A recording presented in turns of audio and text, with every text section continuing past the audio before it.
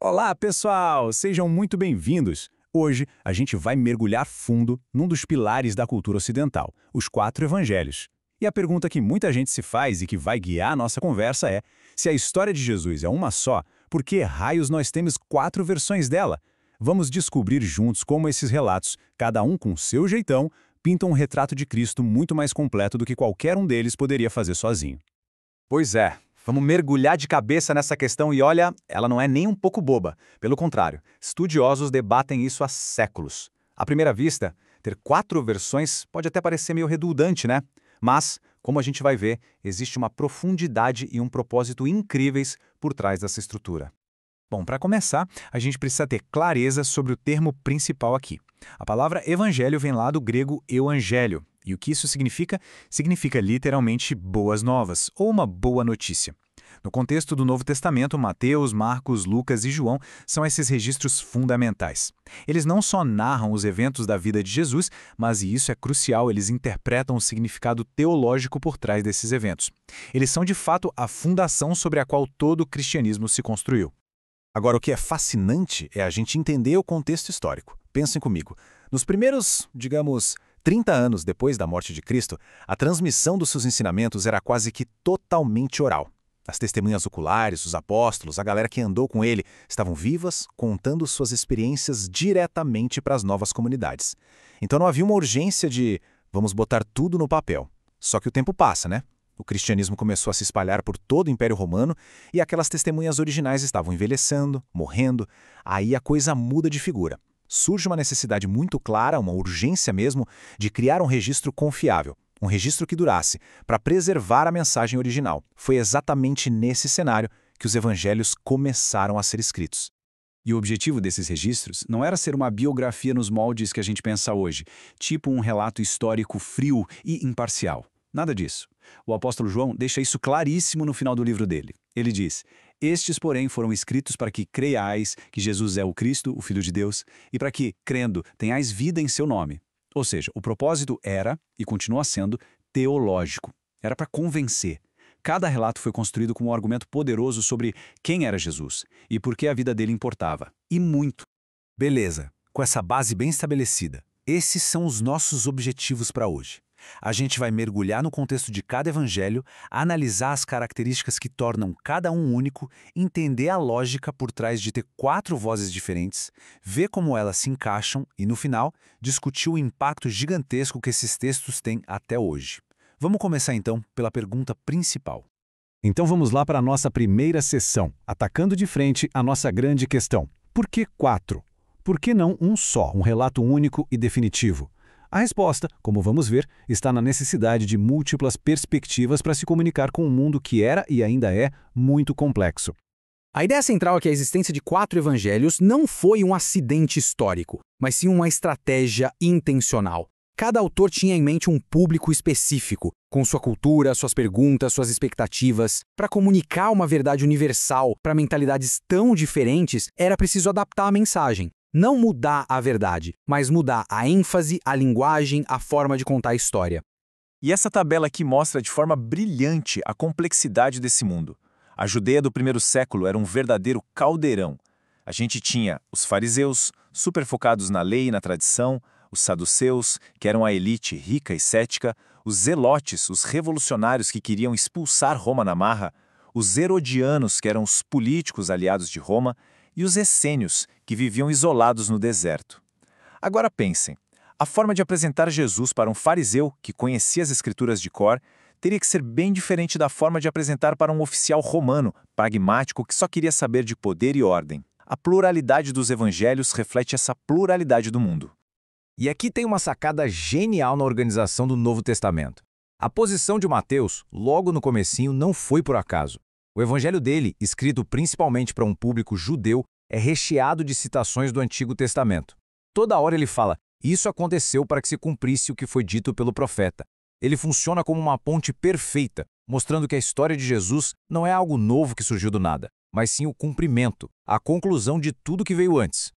Então, para a gente resumir esta primeira parte, ter 4 evangelhos não é sinal de confusão, e sim de uma intenção muito clara.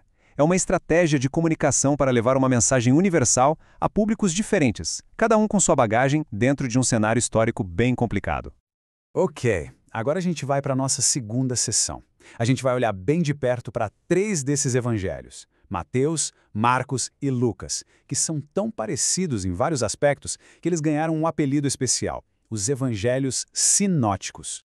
Essa palavra, sinótico, pode parecer meio acadêmica, mas a ideia por trás dela é bem simples. Ela vem de 2 palavrinhas gregas, sin, que significa junto, e opsis, que significa ver, ou seja, ver em conjunto. E é exatamente isso que acontece com esses 3 livros. Se a gente colocar os 3 lado a lado em colunas, a gente nota uma semelhança impressionante na ordem dos fatos, nas histórias que eles contam e às vezes até nas palavras exatas que eles usam. Eles realmente nos dão uma visão de conjunto da vida de Jesus. E este gráfico aqui deixa isso, muito claro. Dá uma olhada nesses números. Cerca de 91% do conteúdo de Marcos a gente encontra em Mateus. E 53% de Marcos a gente acha em Lucas. Mas a nota ali embaixo é talvez a mais chocante. De todos os versículos que Marcos escreveu, só 31 não tem um correspondente em Mateus ou em Lucas. Isso mostra que eles estão ligados de uma forma muito, muito forte. Claro, quando a gente vê tanta semelhança, a pergunta que não quer calar é como explicar isso. É o que os estudiosos chamam de problema sinótico. Será que um copiou do outro, ou será que todos eles usaram um material em comum, uma fonte que a gente não tem mais? A principal teoria que tenta resolver esse quebra-cabeça se chama hipótese das 2 fontes, e ela envolve uma coisa misteriosa chamada fonte Q.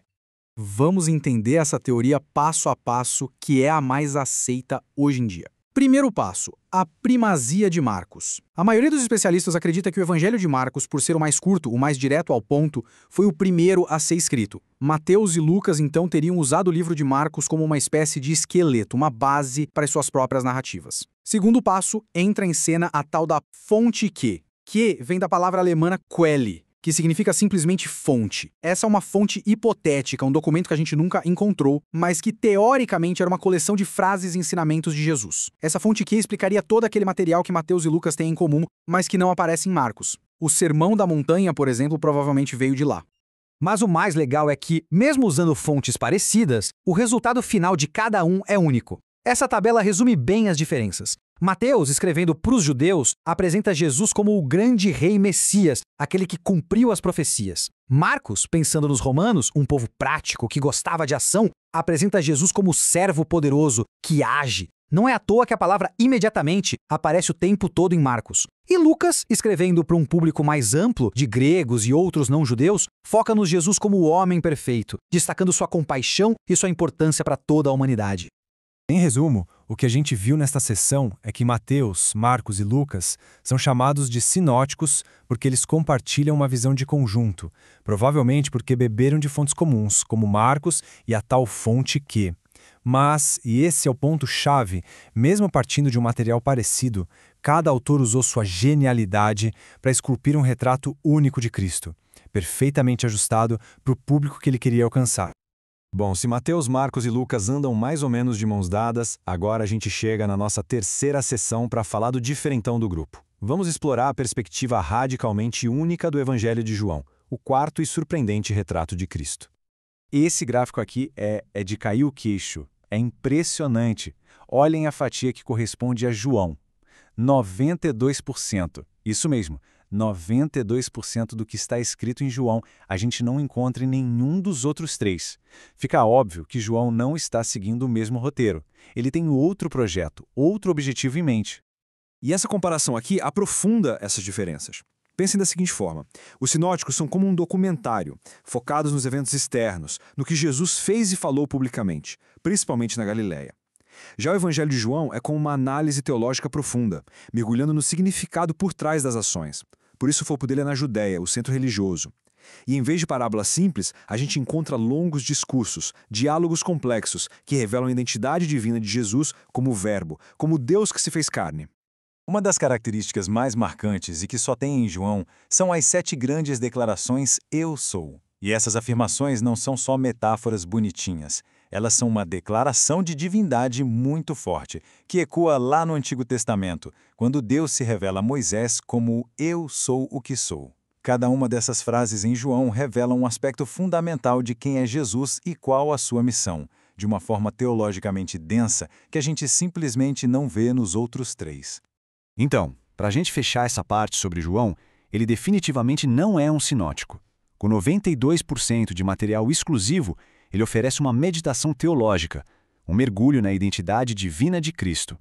Enquanto os sinóticos parecem mais voltados para apresentar Jesus a quem não o conhece, João parece ter sido escrito para quem já crê, para a igreja, com o objetivo de aprofundar essa fé e já combater algumas ideias erradas sobre Jesus que estavam começando a aparecer. Beleza, a gente viu as peças separadas. Agora, na nossa quarta sessão, a gente vai juntar tudo.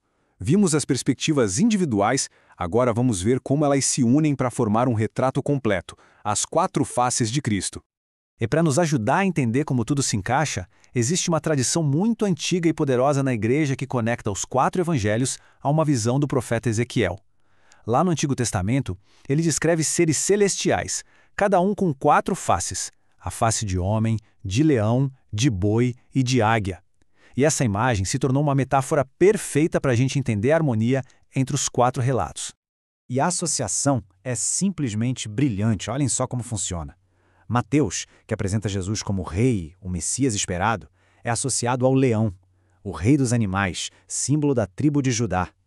Marcos, com toda aquela ênfase no serviço, no sacrifício, é associado ao boi, um animal de trabalho, de força, de serviço. Lucas, que detalha com tanto carinho a humanidade de Jesus, sua compaixão, é a face de homem. E João, com sua teologia que voa alto, que nos leva às alturas da divindade de Cristo, só podia ser a águia, com sua visão celestial. Percebem? O ponto-chave aqui é este. As diferentes ênfases não são contradições. São facetas que se complementam da mesma pessoa. Soberania e humildade. Humanidade e divindade. Juntos, os 4 evangelhos nos dão essa magnífica fusão quádrupla. Um retrato de Cristo que é muito mais rico, profundo e completo do que qualquer biografia sozinha conseguiria ser. Resumindo esta sessão, então, essa metáfora das 4 faces de Ezequiel nos ajuda a visualizar como cada evangelho contribui com uma perspectiva que é indispensável.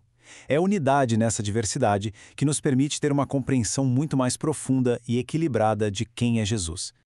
E agora, na nossa última sessão, vamos dar um passo para trás e olhar o quadro geral. Vamos sair um pouco da teologia e examinar o legado inacreditável desses 4 textos, a influência que eles tiveram e têm na história e na cultura. É até difícil colocar em palavras o tamanho desse impacto, né? A gente está falando de mais de 2000 anos. Por 2 milênios, as histórias, as parábolas, os personagens e os princípios éticos que estão ali nos evangelhos têm sido uma fonte primária de inspiração, de debate e de transformação para toda a civilização ocidental.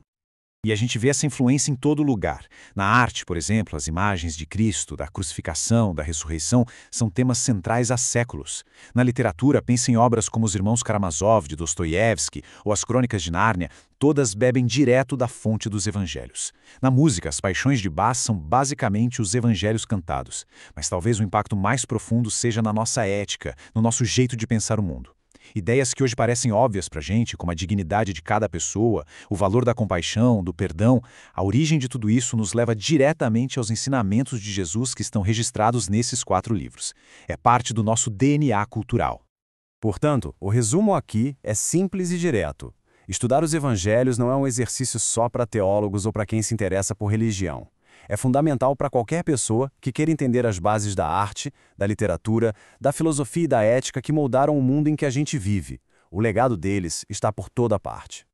Chegamos ao final. Então vamos só amarrar as pontas de tudo que a gente conversou hoje. A gente aprendeu que o motivo de termos 4 evangelhos é apresentar Cristo em suas múltiplas facetas, como rei, servo, homem e Deus, para públicos diferentes. Analisamos o trio sinótico e sua visão em conjunto. Vimos o contraste com a perspectiva única e teológica de João. E, por fim, entendemos como essas 4 narrativas, longe de se contradizerem, se completam, formando um retrato completo e rico, bem simbolizado por aquelas 4 faces da visão de Ezequiel.